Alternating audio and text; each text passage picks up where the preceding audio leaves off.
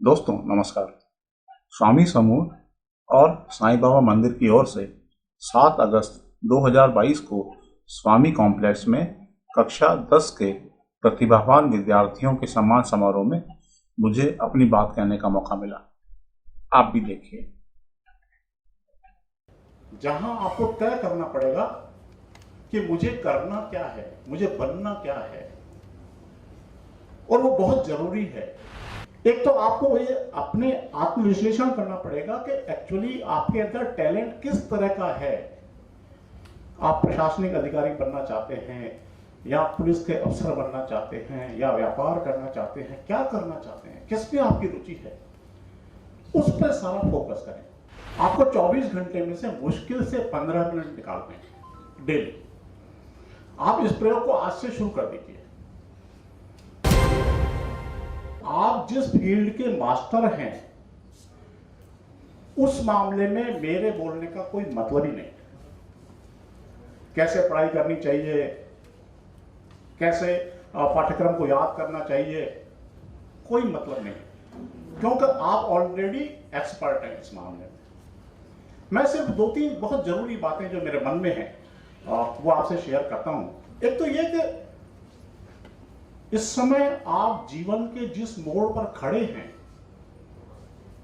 जिस मोड़ पर आ गए हैं, ये वो मोड़ है जहां आपको तय करना है कि मुझे क्या करना है, मुझे क्या बनना है। 10वीं क्लियर करने के साथ ही, हालांकि हमारे समय में तो जो है सब्जेक्ट्स का चयन 10वीं के बाद में शुरू हो जाता था। अब तो खैर ग्रेजुएशन के बाद में भी होता है, प्रोफेशनल कोर्स भी हो रहे हैं। लेकिन आप उम्र के एक ऐसे पड़ाव पर आ चुके हैं जहां आपको तय करना पड़ेगा कि मुझे करना क्या है, मुझे बनना क्या है, और वो बहुत जरूरी है। मैं आपको बता रहा हूं, मेरा व्यक्तिगत जिंदगी का अनुभव बता रहा हूं। और मैं जब 10वीं 11वीं 12वीं का जो टाइम था, मेरे पिताजी मुझे इंजीनियर बनाना चाहते थे और मेरा लिखने पढ़ने में बहुत शौक था। आप आश्चर्य करेंगे कि मैं जब 10वीं 11वीं 12वीं के समय उम्र में था तो मैं लाइब्रेरी में जाके मनोविज्ञान, ज्योतिष, दर्शन, न जाने क्या क्या, योग, स्वामी विवेकानंद, ऐसी पुस्तकें पढ़ा करता था। शौक था मुझे। और मेरे पिताजी मुझे इंजीनियर बनाना चाहते थे। उन्होंने 11th मेरे को दोबारा करवाई ताकि मैं इंप्रूव करूं। मैंने इंप्रूव नहीं किया क्योंकि मेरी रुचि लिखने पढ़ने में थी। आप देखिए, ये जो कंट्राडिक्शन है, मैं आपको इसीलिए बता रहा हूं। मैं कुछ लिखने पढ़ने के क्षेत्र में जाना चाहता था, वो मुझे इंजीनियर बनाना चाहता था। नतीजा क्या हुआ कि मैं उनकी इच्छा को पूरी नहीं कर पाया, उस फील्ड में नहीं जा पाया, और मैं इधर पत्रकारिता के क्षेत्र में आ गया। तो ये जो अंतर है, इसको आपको समझना पड़ेगा। एक तो आपको ये अपने आत्मविश्लेषण करना पड़ेगा कि एक्चुअली आपके अंदर टैलेंट किस तरह का है। आप प्रशासनिक अधिकारी बनना चाहते हैं, या पुलिस के अफसर बनना चाहते हैं, या व्यापार करना चाहते हैं, क्या करना चाहते हैं, किस में आपकी रुचि है, उस पर सारा फोकस करें। दूसरा, अपनी रुचि के बारे में अपने अभिभावकों को विनम्रतापूर्वक बताएं कि साहब मैं ये बनना चाहता हूं। क्योंकि जो आप बनना चाहते हैं ना, उसमें आपकी एनर्जी ज्यादा आसानी से लगेगी। आपकी जितना भी आपके अंदर ताकत है, जो भी आपकी क्षमता है, वो सारी उसमें लग सकती है, उसमें आप सफल हो जाओगे। तो अभिभावकों और बच्चों के बीच में एक तालमेल होना चाहिए। हाँ, ये बात जरूर है कि हमारी आपकी जो उम्र है वो अभी निर्णय की नहीं है, क्योंकि जीवन में क्या अच्छा क्या बुरा इसके बारे में हमको उतनी समझ नहीं है जितनी कि हमारे माता पिता को है। तो माता पिता की राय को भी सुने, अपने गुरुजन की राय को भी सुने, लेकिन साथ ही अपनी रुचि के बारे में भी ध्यान रखें। एक सबसे महत्वपूर्ण बात मैं आपसे कहना चाहता हूं। दूसरा, और बहुत काम की बात बता रहा हूं मैं आपको, गौर से सुनना। और संयोग से हमारे बीच में आज राधे चोयल जी नहीं है, जो कि वो बहुत सुप्रसिद्ध मोटिवेटर हैं, जबरदस्त। मैंने अब तक जितने कार्यक्रम देखे हैं बच्चों के सम्मान के, और भी, उनमें वो एक चीज पे बहुत विशेष जोर देते हैं और जरूर बताते हैं। वो बताते हैं law of attraction. Law of attraction का मतलब आप जो बनना चाहते हैं उसको बनने में इस प्रकृति की, इस कायनात की जितनी भी शक्तियां हैं वो सम्मिलित रूप से आपके उस संकल्प को पूरा करने में लग जाती है। आप देखिए कितना जबरदस्त फॉर्मूला है ये लॉ ऑफ अट्रैक्शन। बहुत विस्थापित सिद्धांत है ये। हालांकि ये बात सही है कि ये कामयाब तब होता है जब हमारा संकल्प मजबूत होता है, उसके प्रति हमारी डेडिकेशन होता है, लगन होता है, मेहनत होती है, तब यह कामयाबी मिलती है। लेकिन आपने एक सुना होगा, हिम्मत मर्दा मदद खुदा। ये वही बात, मर्द हिम्मत करे तो खुदा उसकी मदद करता है। बात तो वही है कि हम संकल्प जो लेते हैं उसको पूरा करने में प्रकृति, पूरी कायनात उसमें लग जाती है। ये बिल्कुल सच्ची बात है। आप जो चाहते हैं ना वो बन जाएंगे। तो मैं जो कह रहा था कि हम अभी जिस उम्र के पड़ाव में हैं और हमें जो बनना है उसके बारे में दृढ़ निश्चय कर लें, फिर आप देखिए आप जो चाहेंगे वो बन जाएंगे। छोटा सा उदाहरण मैं बता रहा हूं आपको, थोड़ा एक अलग दिशा में ले जा रहा हूं। ये क्या है, हो सकता है आपने सुना हो, साइंस में इसकी व्याख्या है कि ये पृथ्वी कैसे बनी, ये सृष्टि कैसे बनी, उनके अपने सिद्धांत हैं, ठीक है।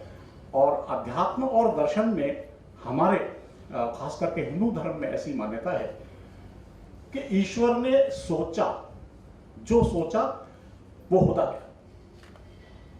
उन्होंने सोचा धरती हो जाए, पानी हो जाए, पहाड़ हो जाए, ऐसे वो सोचते गए, माना संकल्प लेते गए और वैसा का वैसा होता चला गया। आप समझिए कि हम उस ईश्वर के अंश हैं, छोटी इकाई हैं।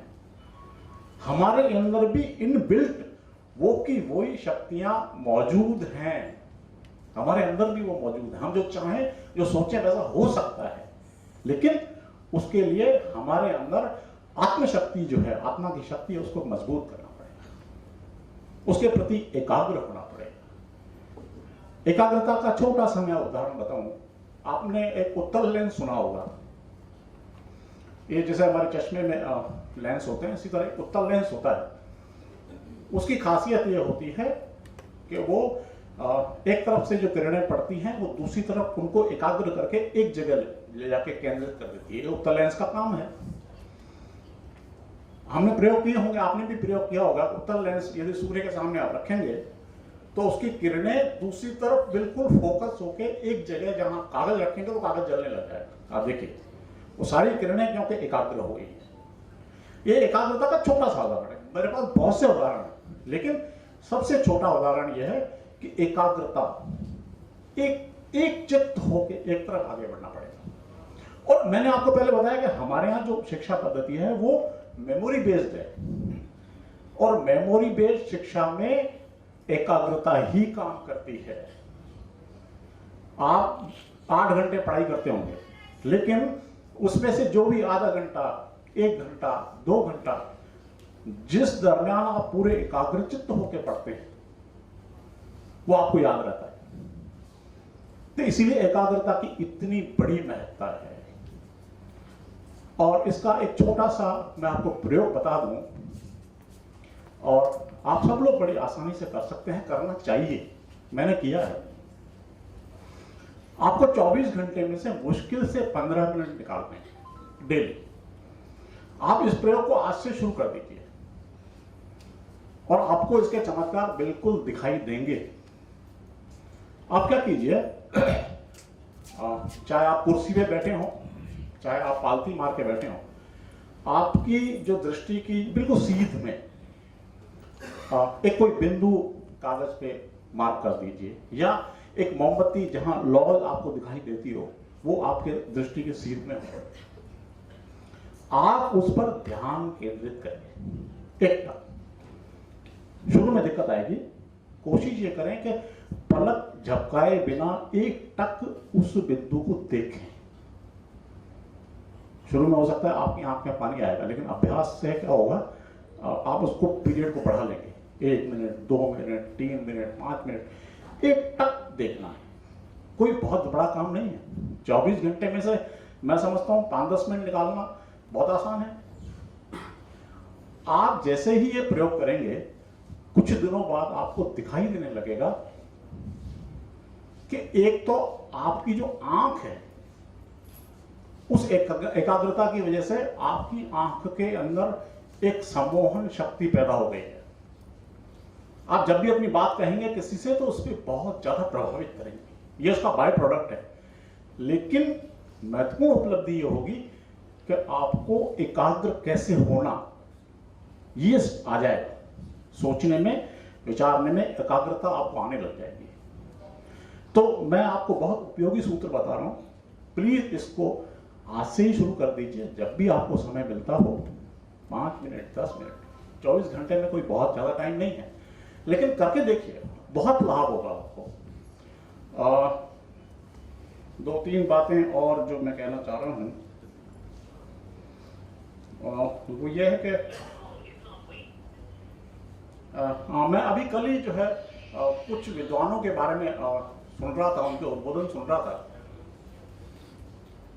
इस दुनिया में जितने भी बड़े कामयाब लोग हुए हैं, उन्होंने जिंदगी के 35 साल से 50 साल के भीतर जिंदगी की जितनी भी ऊंचाई छुई जा सकती थी वो छुई है।